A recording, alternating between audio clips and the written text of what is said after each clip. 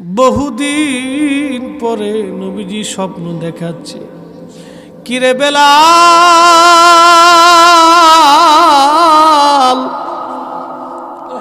আমার সাথে কেমন জুলুম তুমি শুরু করছো বেলাল? কতদিন তুমি আমার জিয়ারতে আসো না রে বেলাল? আয় আয়, আমি নবীর জিয়ারতে আয় বেলাল, কতদিন হলো তুমি আসো না বেলাল?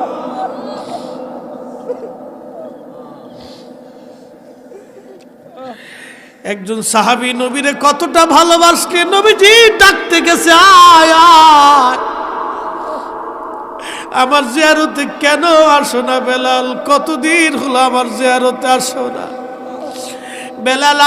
আয় আয় আয়, আমি নবীর জিয়ারতে আয় রে বেলাল, কতদিন হলো আমার জিয়ারতে তুই আসিস না?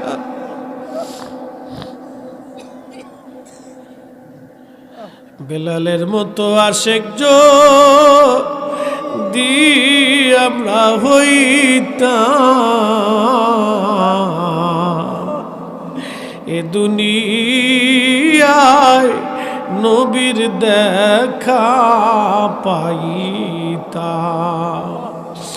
এ দুনিয়ায় নবীর দেখা পাইতাম। প্রিয় ভাইরা আমার, শুনতে চেয়েছেন হযরত বেলালের জীবনী।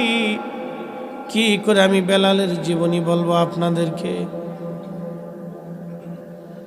1,25,000 সাহাবীদের মধ্যে একজন সাহাবী ছিলেন হযরতে বেলাল রাদিয়াল্লাহু আনহু। হযরতে বেলালের জীবন ছিল বড় কষ্টের। কালেমার জন্যে 1,24,000 বা 25,000 সাহাবীদের মধ্যে সবচাইতে যিনি বেশি কালেমার জন্য মার খেয়েছিলেন, রিমান্ড নিয়েছিলেন, তিনি বেলাল রাদিয়াল্লাহু আনহু। জীবনের একটা বিরাট অংশ বেলালের শুধু মার খেতে খেতেই পার হয়ে গেছে। পিঠের চামড়া গোস্ত দিয়েছিলেন মাগার, ঈমান বেলাল দেয় নাই। জোরে বলা যাবে কি সুবহানাল্লাহ?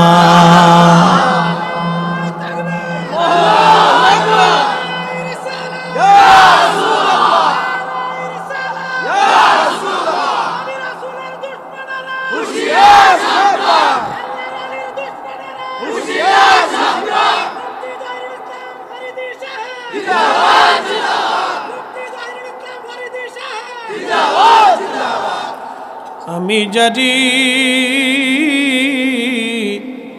প্রেমে পাগল,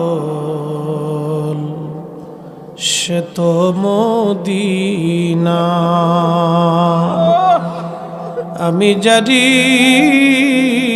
প্রেমে পাগল, সে তো মদিনা। প্রেমানলে পুরে মরি, প্রেমানলে পুরে মরি, ওহে রব্বানা। আমি জারি প্রেমে পাগল, সে তো মদিনা। আল্লাহুম্মা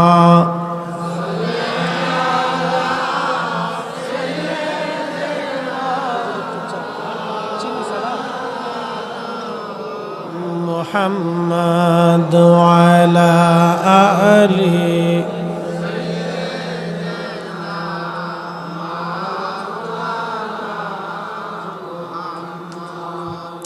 বন্ধুগণ, নবীজি কালেমার দাওয়াত দিলেন। পরিবেশটা এত সহজ ছিল না, পরিবেশটা বড় কঠিন ছিল।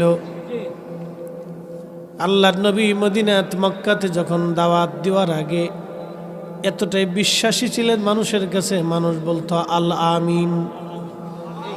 বিশ্বাসী, শুধু বিশ্বাসী না, আমার নবীর জীবনের একটা পরম চরিত্র ছিল। জীবনে কোনোদিন নবী মিথ্যা কথা বলে না। কিন্তু আমরা উম্মত হওয়ার হামেশা মিথ্যা বলি। কথা ঠিক কিনা? মিথ্যা না বললে পেটের ভাত আমাদের হজম হয় না। আল্লাহর নবী বলছে, উম্মত মিথ্যা সকল পাপের মূল। তোমরা মিথ্যা ছেড়ে দাও, মিথ্যা ছেড়ে দাও, মিথ্যা ছেড়ে দাও। বলছিলাম এই কালেমার জন্য সাহাবীরা কত বড় ত্যাগ স্বীকার করেছিল। ১৬ লক্ষ সাহাবীর মধ্যে একজন সাহাবী, তার নাম বেলাল। কালেমার জন্য সাহাবীর পিঠের চামড়া উঠিয়ে ফেলে দেওয়া হয়েছিল। মাসের পর মাস, দিনের পর দিন বেলালকে অত্যাচার করা হতো। কিতদার ছিলেন, কালেমার দাওয়াত এত সহজ ছিল না। সেই দিন দাওয়াত দিয়েছেন, কালেমা কবুল করলেন বেলাল। তিনি কিতদাস হওয়ার কারণে অত্যাচারের স্টিম রোলার বেলালের উপরে এসে গেল। মালিক উমাইয়া বলল, কিতদাসের সাহস কি করে হয়? এই মক্কার জমিনে কালেমা পড়ছে, অতএব কে আর সহজে ছেড়ে দেওয়া যাবে না। বেলালের হাত পা বেঁধে চাবুক দিয়ে পিটানো হতো। পিটানোর কারণে চামড়াগুলি খসে খসে ফেটে ফেটে রক্ত বের হতো। গলার মধ্যে রশি বেঁধে বেলালকে মক্কার অলিগুলি দিয়ে টানা হতো। যারা সৌদি আরবে গেছেন দেখছেন, বালুময় পাথরি রাস্তা, কত কষ্টের দিন। প্রচণ্ড গরমের মধ্যে গলার মধ্যে রশি বেঁধে হাত পা বেঁধে বেলালকে ওই অবস্থায় টানা হাসরা করা হতো। সারা মক্কার অলিগলি দিয়ে টানা হতো। কেউ সেই দিন তাকে ঠেকাইতে যাইতো না, কেউ তাকে বাঁচাইতে যাইতো না। সেই দিন বেলাল শুধু বলতেন, আহাদ আহাদ আহাদ আহাদ, আল্লাহ এক, আল্লাহ এক, আল্লাহ এক, আল্লাহ এক, আল্লাহ এক, আল্লাহ এক, আল্লাহ।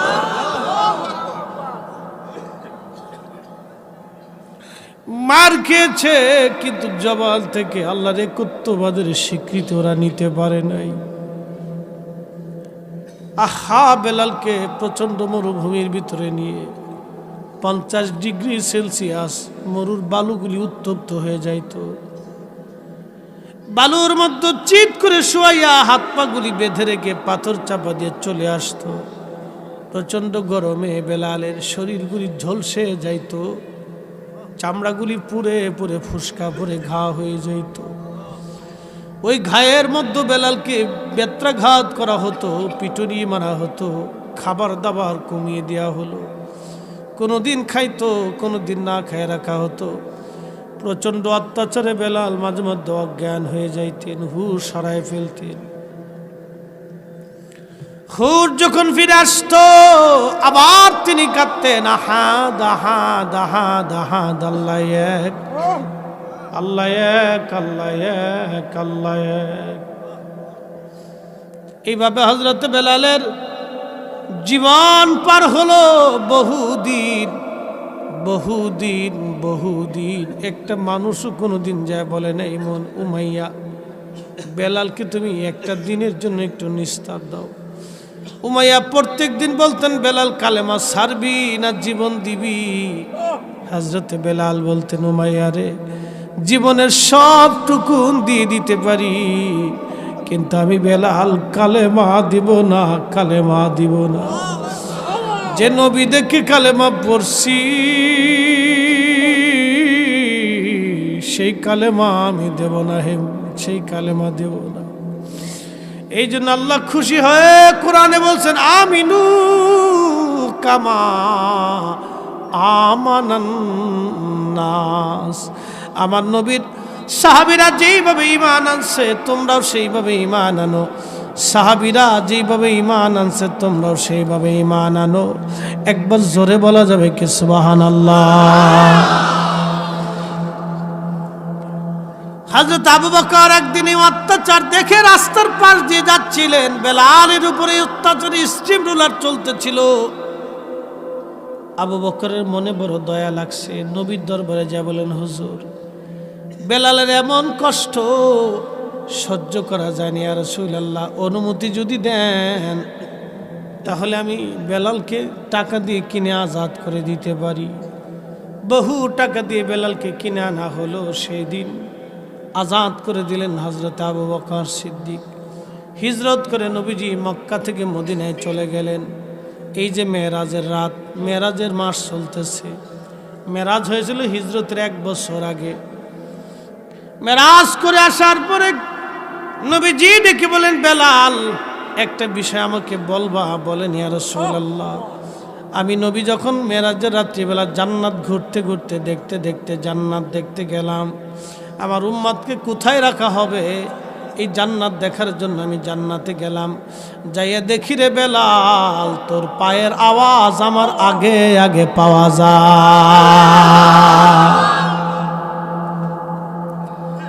ও বেলাল, জান্নাতের মধ্যে তোর পায়ের আওয়াজ আগে, বলবি কি আমল করিস? বেলাল জবাব দিলেন, ইয়া নবী আল্লাহ, আমি ওযু গেলে আবার ওযু করি, ওযু করার পরে 2 রাকাত নামাজ পড়ি, ওযু গেলে ওযু করি, ওযু গেলে ওযু করি, ওযু করার পরে আমি 2 রাকাত নামাজ পড়ি। নবীজি বলেন, বেলাল রে, এই কারণে জান্নাতের মধ্যে তোমার আগে আগে পাইলাম। হিজরত করে মদিনাতে নবীর মসজিদের মুয়াজ্জিন হয়ে গেলেন বেলাল। চেহারা দেখা না ভালোবাসা দেখা? ইমান ইমান ইমান।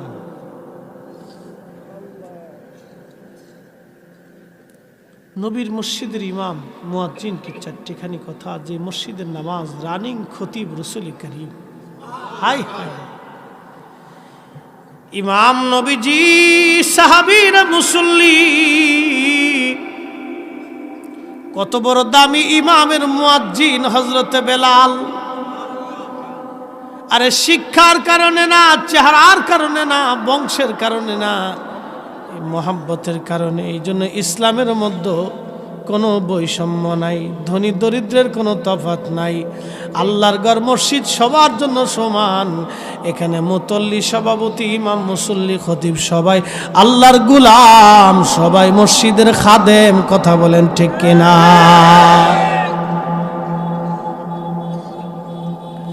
সবাই মসজিদের খাদিম, সবাই মসজিদের গোলাম, সবাই মসজিদের গোলাম, আল্লাহর গোলাম, মসজিদের খাদিম।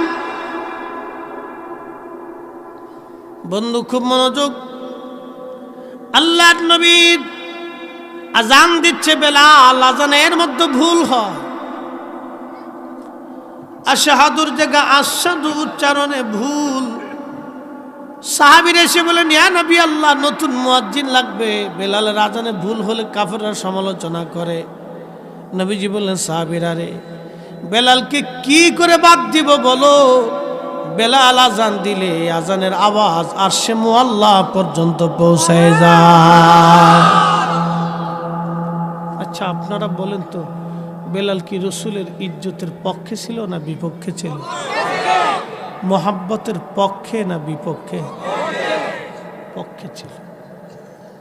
শুধু পক্ষেই না, আহা, দেহ দিয়া, মন দিয়া, বাস্তবে প্রমাণ করে দিয়ে গেছি, ইয়া রাসূলুল্লাহ, আপনাকে ভালোবাসি, ভালোবাসি। হে রাসূল, তোমায় ভালোবাসি,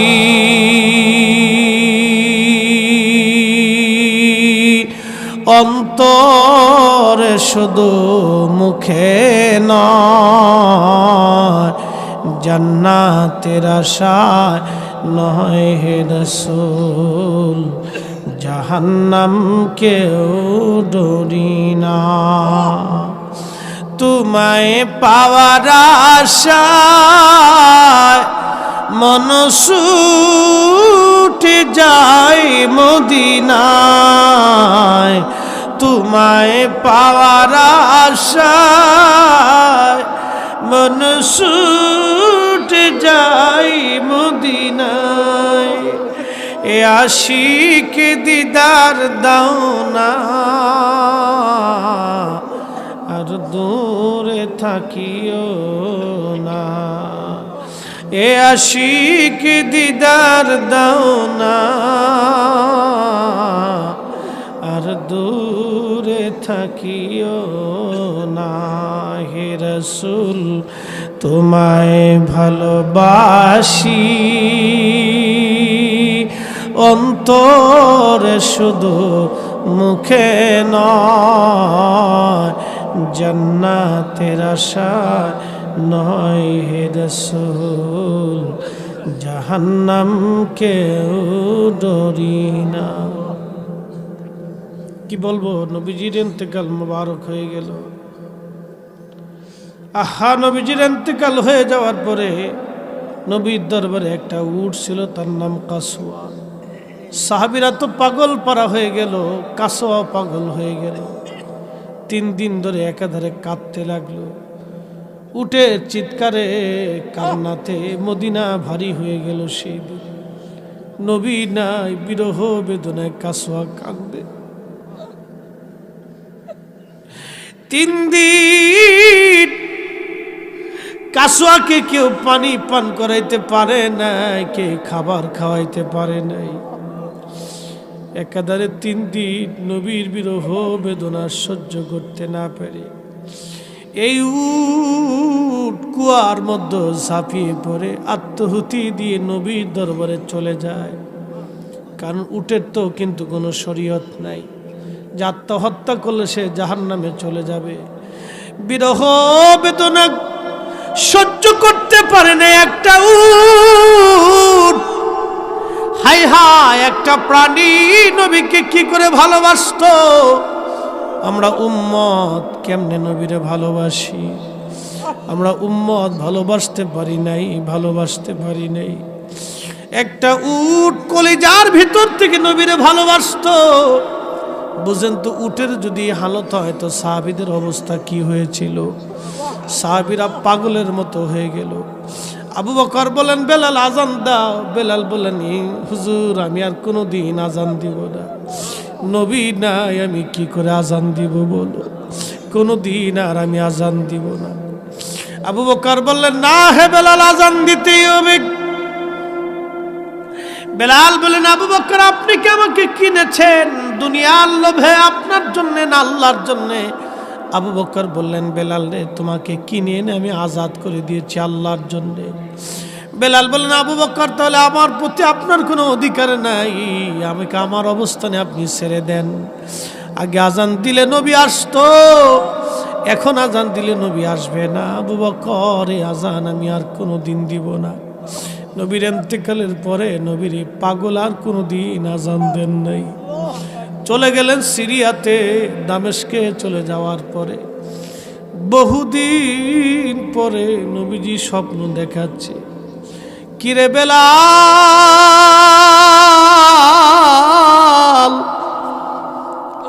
আমার সাথে কেমন জুলুম তুমি শুরু করছো বেলাল। কতদিন তুমি আমার জিয়ারতে আসো না রে বেলাল।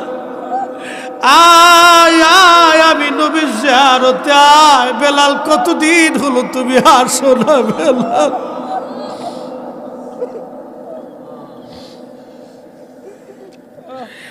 একজন সাহাবী নবীরে কতটা ভালোবাসকে, নবীজি ডাকতে গেছে, আয় আয়, আমার জিয়ারতে কেন আসো না বেলাল, কতদিন হলো আমার জিয়ারতে আসো না। বেলাল, আয় আয় আয়, আমি নবীর জিয়ারতে আয় রে বেলাল, কতদিন হলো আমার জিয়ারতে তুই আসিস না।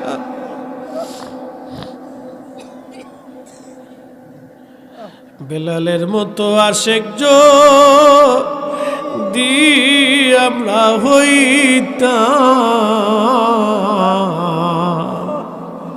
এ দুনিয়ায় নবীর দেখা পাইতাম, এ দুনিয়ায় নবীর দেখা পাইতাম।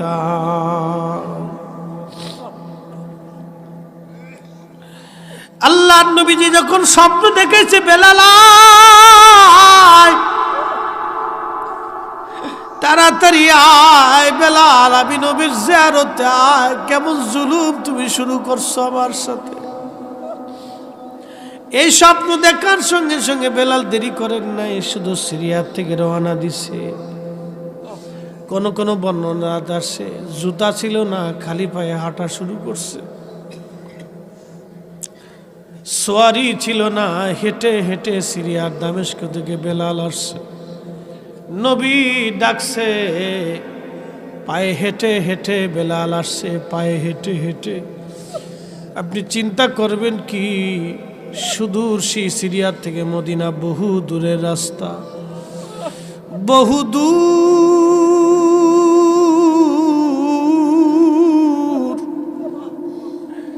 পায়ে হেঁটে হেঁটে নবীর পাগল মদিনাতে আসছে। রওজা শরীফের জালি মুবারকের মধ্যে মাথা ঠেকায় বেলাল কাঁদতেছে। কেঁদে কেঁদে হয়রান, হুজুর আসতে বলেছিলেন, এই গোলাম হাজির হয়ে গেছে। নবী গো আসতে বলেছিলেন, আমি আসছি, আমি আপনার জিয়ারতে আসছি। নবী গো আসছি। আহা, কলিজার ভিতরে কি দরদ ছিল নবীর প্রতি। সাহাবী সিরিয়ার দামেস্ক থেকে পায়ে হেঁটে হেঁটে চলে আসছে।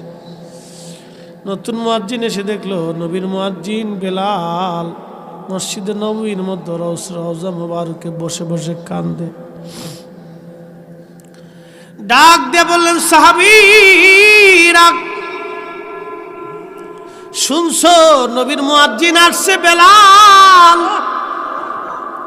সারা মদিনার ঘর থেকে সাহাবীরা ডাক শুনে বের হয়ে আসছে, নবীর মুয়াজ্জিন বেলাল আসছে। প্রিয় নবীর ইন্তেকালের পরে কোনোদিন আর আজান দেয় নাই। আজানের পিপাসা ছিল সাহাবীদের কলিজায়। এসে বলতেছে, বেলাল রে, কতদিন হলো আমরা আজান শুনি না তোমার। যে আজান নবীরে শোনাইতা, বেলাল যা ওই আজান আমরাও শোনাও। সাহাবীরা বারবার অনুরোধ করে, বেলাল আজান শোনাও। বেলাল বলে, না, যে আজান দিলে নবী আসতো রে, ওই আজান আমি আর দেব না। এখন যে আজান দিলে নবী আসতো, এখন আজান দিলে নবী আসবে না। না না না, এই সে আজান আমি আর দেব না গো। সাহাবীরা বললেন, আমরার কথা বেলাল আজান দিবে না। যাইয়া দেখো, হাসান আর হুসাইন ঘরের মধ্যে আসেনি। ইমাম হাসান আর হুসাইনকে ডেকে নিয়ে আসা হলো। ইমাম হাসান হুসেনকে দেখতে নবীজির মতো দেখা যাইতো, নানার চেহারা তারা পাইছিলেন। আহা, নানার চেহারা তারা পাইছিলেন। রওজা শরীফ থেকে উঠে কলিজার তৃষ্ণা নিবারণের জন্যে হযরতে বেলাল রাদিয়াল্লাহু আনহু ইমাম হাসানের বুকের মধ্যে মাথা ঠেকায় কাঁদতেছে। আবার ইমাম হুসাইন রাদিয়াল্লাহু আনহুমার বুকের মধ্যে মাথা ঠেকায় কান্দে। হযরত বেলাল কাঁদতেছে। সাহাবীরা এই দৃশ্য দেখে কাঁদতেছিল। তখন হযরত ইমাম হাসান ডাক দিয়ে বলেন, নানার মুয়াজ্জিন, যেই লাহান দিয়া নানার আজান শুনাইতা, মিনারায় যাও, ওই লাহান দিয়া আজকে আজান শোনাইবা। আমরা যে তার আদরের উম্মত, উম্মতের করলাম কি। আমরা যে তার আদরের উম্মত, কয়দিন কেন্দেছি। রসুল আমার আল্লাহর হাবিব, আখেরি নবী।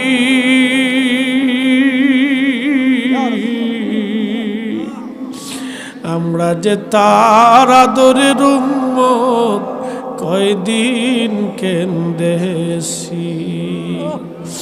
আমরা যে তার আদরের উম্মত, উম্মতের করলাম কি।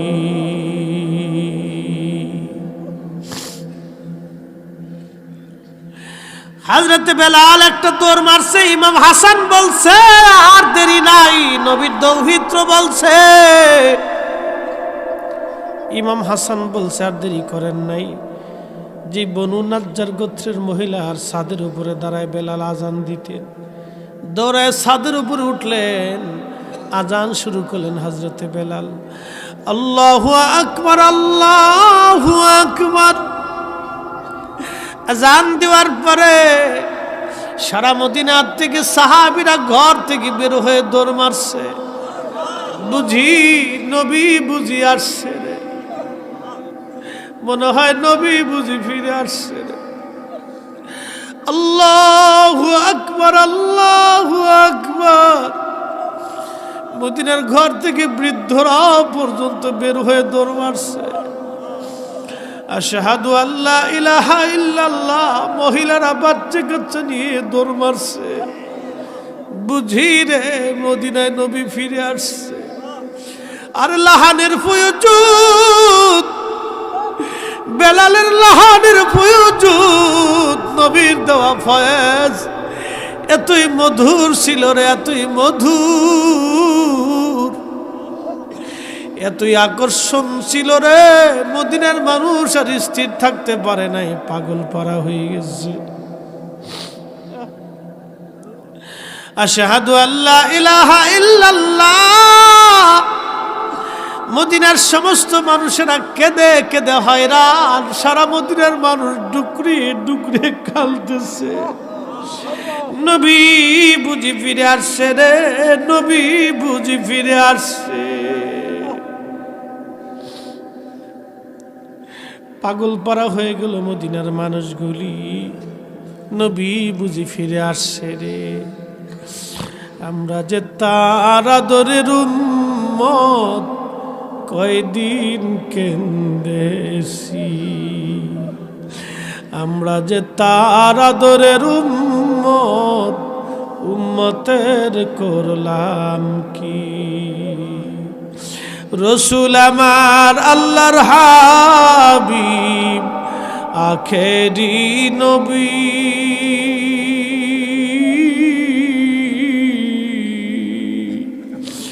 আমরা যে তার আদরের উম্মত, উম্মতের করলাম কি। আহা, আমরা যে তার আদরের উম্মতের করলাম কি। আরে মদিনার মানুষ সেইভাবে নবীকে ভালোবাসতো। সারা মদিনার কান্নার রোল, মানুষ ডুকরে ডুকরে কাঁদতেছে। মদিনার সারা অঞ্চল থেকে কান্নার আওয়াজ আসতেছে। বেলাল যখন বলেন আশহাদু আন্না মুহাম্মাদার রাসূলুল্লাহ, মদিনার মাটিগুলি থরথর থরথর করে কেঁপে উঠছে। মাটিগুলি থরথর থরথর করে কেঁপে উঠছে। নবীর মুয়াজ্জিন অজ্ঞান হয়ে গেলেন, আর আজান দিতে পারেন নাই। হুশ ফিরে রওজা মোবারকে বসে বসে কাঁদে। হুজুর আপনি আসতে বলেছিলেন, আমি আসছি, গোলাম হাজির হয়ে গেছে। আপনার ইন্তেকালের পরে আর কোনো দিন আজান দেই নাই, আজান দিছি নবী আপনি আসেন নাই। আগে আজান দিলে আসতেন, এখন আজান দিলে তো আর আপনি আসেন না গুলো। আহা, কি করে বুঝাবো? সাহাবীরা দুনিয়াকে বেজার করে নবী খুশি করতেন, এই জন্য নবী তাদেরকে ভালোবাসতেন। আহা, নবী তাদেরকে ভালোবাসতেন। আমাদের জীবনের মানহাজ হবে সাহাবীদের মানহাজের মতো। দুনিয়ার মানুষ বেজার হবে, স্ত্রী বেজার হোক, সন্তান বেজার হোক, প্রতিবেশী বন্ধু বান্ধব সবাই বেজার হোক, আমরা নবী খুশি করব, নবী খুশি করব। কথা বলেন ঠিক না বেঠে? রাজি আছেন?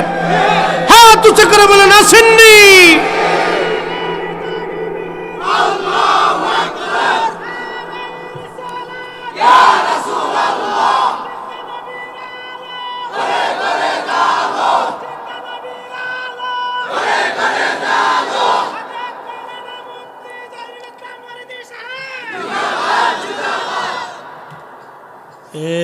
সবজ গম্বদ বলে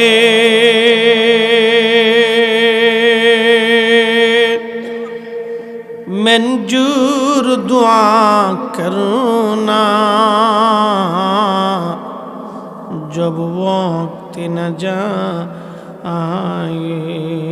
आका दीदार आता करना, दीदार आता करना। मैं कब्र अंधेरी में घबराऊंगा जब तन्हा, मैं कब्र अंधेरी में घबराऊंगा जब तन्हा,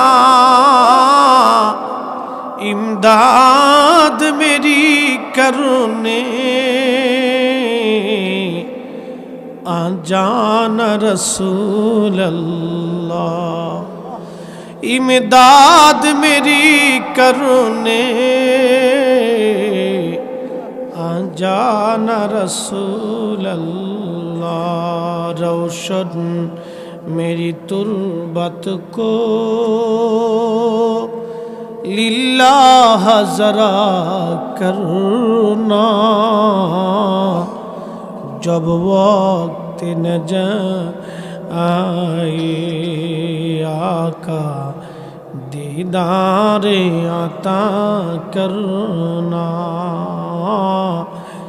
दीदार आता करना, दीदार आता करना। আমাদের কাজ এই নবী খুশি করা, নবী খুশি আল্লাহ খুশি।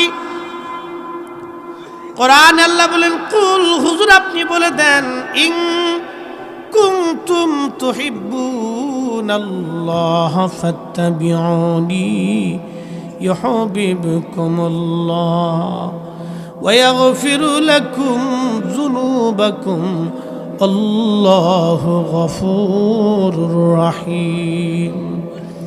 আল্লাহ বলেন হুজুর উম্মতকে জানান, উম্মত যদি আমি আল্লাহর সাথে ভালোবাসা করতে চাই, আমি আল্লাহর সাথে যদি ভালোবাসা করতে চাই, উম্মতকে বলেন উম্মত যাতে ইয়াগফির লাকুম যুনুবাকুম আল্লাহু গফুরুর রহিম। আমি আল্লাহ তার জীবনের সমস্ত গুনাহগুলি মাফ করে দিয়া মাথা থেকে পা পর্যন্ত নিষ্পাপ বানাইয়া মাসুম বানাইয়া আমি আল্লাহ আমার ওলি বানাইয়া তার কবরের মধ্যে নিয়ে যাব। এ যুবক ফিরে আসেন নবীর সুন্নাহের পথে, নবীর আদর্শের দিকে ফিরে আসেন। 40 বছরের জীবন না 63 বছরের পুরা জীবনটাকে আপনি ফলো করেন।